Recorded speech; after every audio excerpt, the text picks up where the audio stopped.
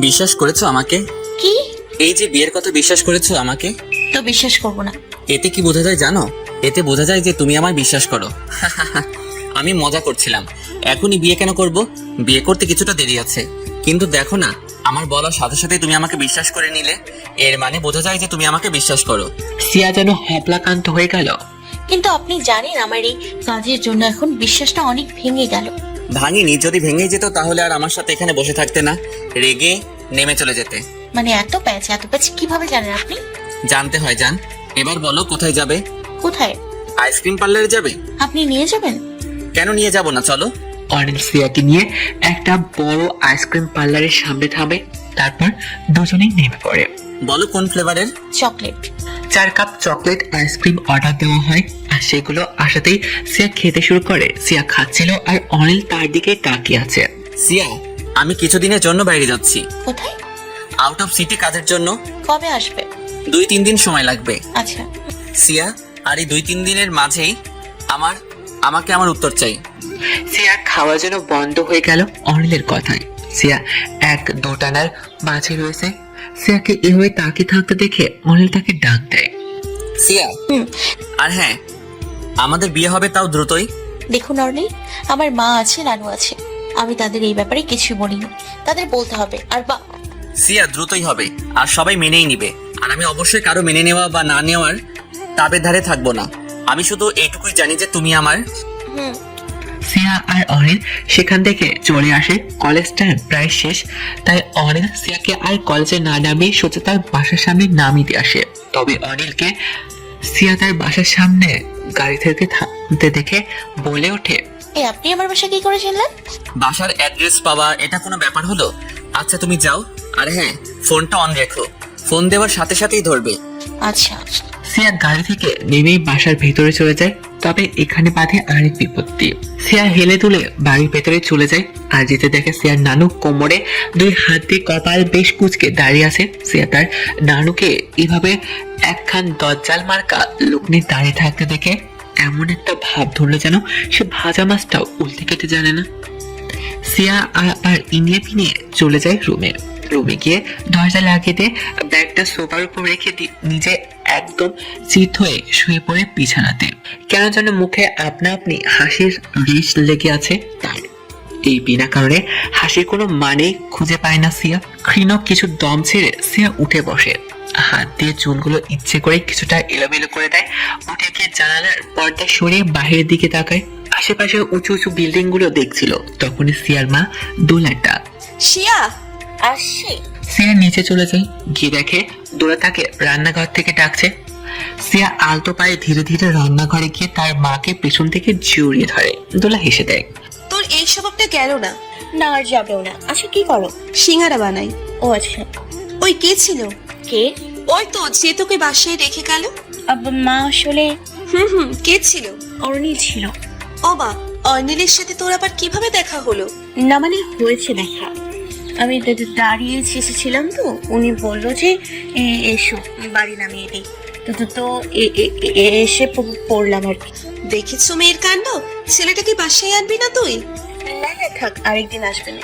বুদ্ধি শুদ্ধি কবে হবে তোর? আরে ছাড়ো তো, আগে বলো বুড়ির কি হয়েছে? আমার থেকে এইভাবে তাকায় আছে কেন? ওই যে তোকে হয়তো অনিলের সাথে দেখেছে তাই। হায় রে। সিয়া রান্নাঘর থেকে এসে পড়ে। সিয়ার তো ভয় পেয়ে গিয়েছিল যে হয়তো দোলা তাকে অনেক বকাঝকা করবে, কিন্তু না, বেঁচে গেছে। শিউলি বেগম হল রুমে বসে বসে টিভি দেখছিল। সিয়া গিয়ে তার নানুর পাশে ধীরেন করে বসে পড়ে। সে আর চোখে তার নানুকে দেখছে। এই যে এই বুড়ি, এই যে আমার নানার বউ। কথা কও না কেন? কি হয়েছে? বাতের ব্যথা বাড়ছে নাকি পান পাতায় জর্দা কম পড়ছে? কোনটা? বাইরে থেকে যে আসলি আমার জন্য কি আনছস? হ্যাঁ, ও মা দেখো তোমার মা কি কয়। এই বুড়ি, তুমি আমাকে কি বলছিলা যে কিচ্ছু লাগবো না? তা না হলে তো আনতামই। আর এই জন্যই ফুলে আসো তুমি আমার সাথে। হ্যাঁ জি না, তা না, আসলে না থাক। এই না না, কি বলো? কিছু না, বাদ দে। আচ্ছা দিলাম বাদ। সিয়া সোফার একদম উপরে পা তুলে একটা কুশন তার নানুর কোলে রেখে তাতে তার মাথা রেখে শুয়ে পড়ে। শিউলি সিয়ার মাথায় হাত বুলে দিতে লাগে। যতই হোক সিয়ার মা আর নানু অনেক বেশি আদরে। ছোট থেকে বাবার আদর পায়নি, বঞ্চিত থেকেছে, যার ফলে তার আদরটা দ্বিগুণী। হঠাৎ সিয়ার বলে ওঠে, আচ্ছা নানি, শুনেছি নানু ভাই নাকি তোমাকে পছন্দ করে বিয়ে করেছিল। কাহিনী কি বলো তো, মানে তোমাদের লাভ স্টোরিটা একটু বলো শুনি। দূর আর কোষ না, প্রেমের গল্প না ছাই। আর তখনকার আমলে প্রেম শব্দটা মানে ছিল এক বিশাল অপরাধ। মানে প্রেমের নাম নিলে মনে হতো কোনো এক বিরাট ভুল কইরা ফেলাইছে এমন। বলো কি, তাহলে তোমার আর নানু ভাই প্রেম কিভাবে হলো? আরে আমাদের বিয়ে প্রেম করে হয় নাই রে, আমরা প্রেম করি নাই। আমি তখন স্কুলে পড়তাম। একদিন বাসায় আসার পথে তোর নানা আমারে দেখে। আমারই নাকি তোর নানার হেব্বি পছন্দ হয়েছে। তখন তোর নানা ব্যাংকের একটা ভালো পোস্টে চাকরি করে। এই তো, আর কি বুঝোস না, তখনকার জামানা। মেয়েদের তো স্কুলের গন্ডি পেরোতে না পেরোতেই বিয়ার সাথে দিয়ে দিত। তোর নানা আমার বাবার কাছে প্রস্তাব দেয়।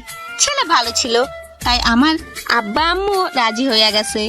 যদিও তোর নানা বিয়ার পরেও আমারে পড়াতে চাইছে, কিন্তু আমি পড়ি নাই, ভালো লাগতো না। মাথার উপর দিয়া গেত সব। তার 3-3.5 বছর পরে দোলা হইল আমার। এইভাবে চলছিল। একদিন তোর নানা আল্লাহর পছন্দ হইল আর নিয়ে গেল। এই তো আমার প্রেমের মানুষটা গেল গা। তখন দোলাই আমার সব। তবে আর যাই কোষ না কেন, তোর নানা আমারে বিরাট মহব্বত করত। সিয়া এক মনে তার নানের দিকে তাকিয়েছিল। খুব মনোযোগ দিয়ে শিউলি বেগমের কথাগুলো শুনল। সিয়া খেয়াল করলো যে তার নানু শাড়ি আঁচলে এক অংশ দিয়ে চোখের কার্নিশ মুছছে। সিয়া বুঝলো চোখগুলো ভিজে এসেছে তার। সিয়া ফট করে তার নানিকে জড়িয়ে ধরে, শিউলিও সিয়াকে জড়িয়ে ধরে মাথায় চুমু দেয়। চিন্তা করো না, নানু ভাই এখনো তার শিউলি মালাকে পছন্দ করে। সিয়া তার নানুকে মাঝে মাঝে শিউলিমালা বলে সম্বোধন করে। শিউলি হেসে দেয়। তখনই দোলা হাতে ট্রে করে এতগুলো গরম গরম সিঙ্গারা নিয়ে আসে। কি করে হচ্ছে দুই নাতি নাতনি মিলে? হ্যাঁ, আরে রোমান্টিক মুডে আছি মা। মানে আরে ধুর, তোর মায়ের কি, আমার আর তোর বাবার কথা তুলতেছে। ও আচ্ছা, না ঠিকই আছে। আম্মুর ভাগ্যে যা হয়েছে সেম আমারও তাই। বাবাও আগে চলে গিয়েছে মাকে ছেড়ে, আর আমার হাজবেন্ডও। আরে তোর জামাই যাবো না। দোলার কথায় সিয়া আর শিউলি দুজনেই হেসে দেয়। এভাবে হাসি তামাশার মাঝ দিয়ে সময় গেল। দেখ, তোর যা হয়েছে সব আমার সাথে হয়েছে। তোর বোঝাপড়া সব আমার সাথে। তুই আমার ফ্যামিলির দিকে নজর কেন দিস? তুই জানিস তোকে মেরে তোর লাশ গুম করে দিতে আমার 2 মিনিটও সময় লাগবে না। অনেক সামনে এখন আধমরা হয়ে একটা লোক বসে আছে। কপালের কার্নিশ বেয়ে লাল বর্ণ যুক্ত তরল পদার্থ ঘুরিয়ে পড়ছে। আর অনিল তাকেই মেরেছে। আসলে লোকটা একসময় অনিলের সাথে কাজ করতো, কিন্তু অনিল জানতে পারে যে অনিলের বাবা সাগর চৌধুরী আসলে যে দলে পলিটিক্স করেন সেই দলের ঠিক বিপরীত দলের সাথে এই লোকটি কাজ করে। আর সবকিছুর জন্য সে কোনো দল হোক বা কোম্পানি, সব কিছুরই কিছু না কিছু গোপন সূত্র বা গোপন তথ্য যেগুলো পাবলিকলি লিক করা যায় না। তবে এই লোকটি তাই করছে। আসলে সে এক প্রকার জাসুসি ছিল, আর অনিল তাকে আজ হাতে নাতে ধরছে। তো এত সহজে কি ছেড়ে দেয়? আর বড় কথা হচ্ছে এই লোকটি অনিলের বাবার উপর হামলা করার প্ল্যান করছিল। তাই অনিল খেপে গিয়েছে। অনিল অনেক আগেই লোকটির তার কুকর্মের জন্য চাকরি থেকে বের করে দিয়েছিল, কিন্তু এখন কিনা সে সোজা সাগর চৌধুরীর উপর হামলা করতে চেয়েছে। এটা জানতে পেরেই অনিলের মাথা খারাপ হয়ে যায়। এক গার্ডসদের বলে লোকটিকে ধরে বেঁধে এনেছে। অর্থাৎ তোর সাহসে তারিফ না করে পারি না। তুই কিভাবে, কোন সাহসে আবার আমার বাবার ওপর হামলা করার বুদ্ধি আটিস? ব্যাস, অনেক হয়েছে। সেকেন্ড চান্স দিয়েছিলাম তোকে, শুনিসনি? এখন আমিও শুনবো না। এই তোরা একে মার, মারতে মারতে একদম মেরে ফেলবি, পরে লাশ গুম করবি। কাল ভোর হওয়ার আগেই যেন আমি এই জানোয়ারের কিস্সা ক্লোজ পাই। ওকে? অনিল এতক্ষণ একটা গোডাউনের ভেতরে বসে বসে এগুলো ভাবছিল। অবশেষে লোকটি গার্ডদের হাতে তুলে দিয়ে সেখান থেকে চলে আসে। অনিল বাইরে এসে গাড়িতে উঠে ড্রাইভ করতে থাকে। তখনই অনিলের মাথায় আসে যে তাকে তো কিছুদিনের জন্য সিটির বাইরে যেতে হবে। এতদিন সে সিয়াকে না দেখে তার সাথে না কথা বলে কিভাবে থাকবে? এই তো অনিলের মাথায় যেন আবার খারাপ হয়ে গেল। অর্নিল গাড়ি থামায়, ফোনের দিকে তাকিয়ে দেখে রাত 12:15 বাজে। অর্নিল কয়েক মিনিট কিছু একটা ভেবে আবার গাড়ি স্টার্ট দেয়। বেশ কিছুক্ষণ পর একদম সিয়ার বাসার সামনে পৌঁছে যায়। অনিল গাড়ি আবার ঘুরিয়ে সিয়ার বাসার সামনে থেকে চলে গিয়ে তার বাসার পেছনের দিকটায় দাঁড়ায়। অনিলের মুখে মাস্ক পরে নিয়ে গাড়ি থেকে নেমে পড়ে। উপরের দিকে তাকিয়ে থাকে। সিয়ার রুমের সামনে ছোট্ট করিডোরটা দেখা যাচ্ছে। এখানে বড় বড় পর্দাগুলো বাতাসে দুলছে। অনিল তার জ্যাকেটের হাতাগুলো গুটিয়ে নেয়। আশেপাশে বাইক দুয়েক দেখে সামনে হাঁটা দেয়। কি আর করার, করিডোর পেয়ে অনিল সিয়ার রুমের ভেতরে প্রবেশ করে। অবশ্য যখন এটা ওটা ধরে উপরের দিকে উঠছিল, সে তখন হাতে কিছু কাটার মতো একটা বিঁধে, যার ফলে এক বিন্দু পরিমাণ রক্ত বের হয়। অনিল সিয়াকে ফোন দিয়েছিল, কিন্তু ফোন বাজতে বাজতে কেটে গিয়েছে, তাই এই পদ্ধতিটা অবলম্বন করা। 5-10 মিনিট পর অনিল ধীরে করে সিয়ার করিডোরে এসে নেমে পড়ে। অনিল তার জ্যাকেটের কালারটা কিছুটা ঝাড়ি দিয়ে সিয়ার রুমের ভেতরে যায়। আর গিয়ে যা দেখে তাতেই যেন অনিলের মনে এক প্রশান্তির ঢেউ বয়ে যায়। সিয়ার চাদর বুকে অব্দি মুড়িয়ে ঘুমিয়ে আছে, চুলগুলো ছেড়ে দেওয়া, মুখটা একদম মায়াময়। অনিল ধীর পায়ে হেঁটে গিয়ে সিয়ার বিছানার পাশে গিয়ে আস্তে করে বসে পড়ে। ঘুমন্ত অবস্থাতেই সিয়ার হাতটা ধরে নিজের মুখের সামনে নিয়ে হাতের উল্টো পাশে চুমু খায়।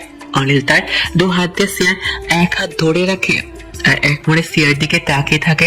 তাকিয়ে থাকতে থাকতে অনিল সিয়ার দিকে বেশ খানিক ঝুঁকে তার কপালে চুমু খায়। এভাবে কয়েক মিনিট পার হয়ে যায়, কিন্তু সিয়ার কোনো যেন মনে হচ্ছে সে ঘুমন্ত অবস্থাতে তাকে কেউ খুঁটে খুঁটে দেখছে। এটা মনে হতে সিয়া আস্তে করে চোখ মেলে তাকায়, আর তাকাতেই সামনে অনিলকে বসে থাকতে দেখে সিয়া একদম তার অন্তরাত্মা ছেড়ে দিয়ে দেয় এক চিৎকার। তবে তা বেশি দূর অব্দি যেতে পারেনি, কেননা অনিল সিয়ার মুখ শক্ত করে চেপে ধরছে। অনিল দ্রুত নিজের মুখ থেকে মাস্কটা সরিয়ে সিয়াকে শান্ত করতে করতে বলে ওঠে, সিয়া জান, রিল্যাক্স, এটা আমি। আল্লাহ, আপনি নির্ঘাত আমাকে হার্ট অ্যাটাক দিয়ে মারবেন। থেকে থেকে খালি মিনি অ্যাটাক দেন, কবে যে মরে। এই চুপ, ঘোড়ার আন্ডার পেঁচাল পারতেছে, একদম চুপ। এই মেয়ে, ফোন কয়বার দিয়েছি? হ্যাঁ, আমি বারবার করে বলে দিলাম যে সিয়া ফোন দিলে সাথে সাথে ধরবে, কিন্তু কে শোনে কার কথা? ওদিকে ফোন দিতে দিতে আমি পাগল প্রায়, আর উনি এদিকে আরামসে চাদর মুড়ি দিয়ে ঘুমাচ্ছে। আর ওই রাত বাজে 12টার উপরে এখনো এই করিডোরে দরজা খোলা রেখেছো কেন? কাকে আমন্ত্রণ জানাচ্ছ? কিছু কি বলবে? আজব তো, আপনি চুপ করে থাকতে বলেন, আবার আপনি কথা বলতে বলেন। আমি করবোটা কি? আপনি অনুগ্রহ করে কথা বলুন। আচ্ছা না, মানে বাইরে থেকে তাজা তাজা ঠান্ডা বাতাস আছে তো, এতে ঘুম ভালো হয় আমার, তাই ইচ্ছে করে খোলা রেখেছি। ভালো করেছো। আরে আপনি আপনি এত রাতে এখানে কি করেন? বলা নেই কখনই, সোজা আমার রুমে। আর আপনি কোন দিক দিয়ে এলেন, কিভাবে এলেন? ওই যে করিডোরের নিচে যে যন্ত্রগুলো আছে সেগুলোই একটা একটা ধরে আস্তে আস্তে উপরে এসেছি। চলে যাব সকালবেলায়, জানি না দেখা করতে পারবো কিনা তোমার সাথে, তাই ভাবলাম এখনই দেখা করে আসি, তাই সোজা এসে পড়লাম। ফোন দেওয়া যেত, কথা হতো। হ্যাঁ, ফোন দিলে কতটুকু আর কি কথা হতো তা এতক্ষণে বুঝে গিয়েছি আমি। সিয়া তার ফোনের দিকে তাকিয়ে দেখে যে তার সাইলেন্ট মোডে রাখা। তা দেখে সিয়া একটা হাবলার মতো ভেটকি দেয়, আর অনেক সিয়ার হাত ধরে টানতে লাগে। চলো। আরে কিন্তু কোথায়? আরে চলো চলো চলো। অনিল সিয়ার রুম থেকে এনে করিডোরে দাঁড় করে দেয়। আমরা এখানে কেন আসলাম? আর অনিল আর কিছু না বলে সিয়াকে নিজের সামনে দাঁড় করে দেয়। সিয়া একটা হাত ধরে আর নিজের এক হাঁটু ভাঁজ করে দিয়ে সিয়ার সামনে বসে পড়ে। বেশ আবেগ মাখা দৃষ্টিতে অনিল সিয়ার উদ্দেশ্যে বলে ওঠে, আমি তোমাকে অনেক বেশি ভালোবাসি সিয়া জান, আর এটা মিথ্যে কোনো কথা নয়। আমি নিজের উপর এখন বিশ্বাস করি না, জানো, কারণ আমি কখনো ভাবিনি যে আমিও কখনো কোনোদিন কাউকে এভাবে ভালোবাসবো। বিশ্বাস করো সিয়া, তোমাকে একদিন না দেখলে বা একদিন কথা বন্ধ রাখলে আমি উন্মাদ পাগল হয়ে যাব। আমাদের দেখা হওয়ার সময়টা হয়তো কম হবে, কিন্তু আমার ভালোবাসা কম না সিয়া। আমি আমার জীবনের শেষটা তোমার সাথে দেখতে চাই, খুব করে চাই। আমি চাই আমাদেরও একটা ছোট্ট ভালোবাসার দুনিয়া হোক, তুমি, আমি আর আমাদের ভালোবাসা। আমি ভালোবাসি তোমাকে সিয়া। জানি তোমার কাছে এখন অদ্ভুত লাগতে পারে যে এত রাতে আমি এগুলো কি বলছি তোমাকে, কিন্তু এগুলো আমার ভেতর থেকে আসা কথা। তুমি জানো আমার ভেতরে এর থেকেও আরো 1000 গুণ বেশি কথা লুকিয়ে আছে, কিন্তু এখন আমি বলতে পারছি না। এর বিশালতা গভীর সিয়া। পরিশেষে আমি শুধু এটাই বলবো যে এই অর্নিল তোমাকে অনেক বেশি ভালোবাসে সিয়া, অনেকটাই বেশি। You are my world, my everything, and I love you more than anything Siya. আর হ্যাঁ, এটা নিয়ে কিন্তু আমার 2 নাম্বার প্রপোজ করা তোমাকে। মানুষ এই ক্ষেত্রে হাতে একতরা ভালোবাসাময় ফুল বা চকলেট বা রিং নিয়ে প্রপোজ করে, কিন্তু আমি শূন্য হাতে তোমাকে নিজের মনের কথা ব্যক্ত করলাম। ও সরি, হাত শূন্য হতে পারে, কিন্তু আমার বুক কিন্তু কখনোই না শূন্য ছিল আর নাই থাকবে। এক বুক ভালোবাসা জমিয়ে রেখেছি আমি তোমার জন্য, যা শুধু আর শুধুমাত্র তোমার নামে লিখা সিয়া। আমার ভালোবাসার উপর অধিকার শুধুই তোমার, আর তোমার উপর আমার। সিয়া জান, ভালোবাসবি কি আমায়?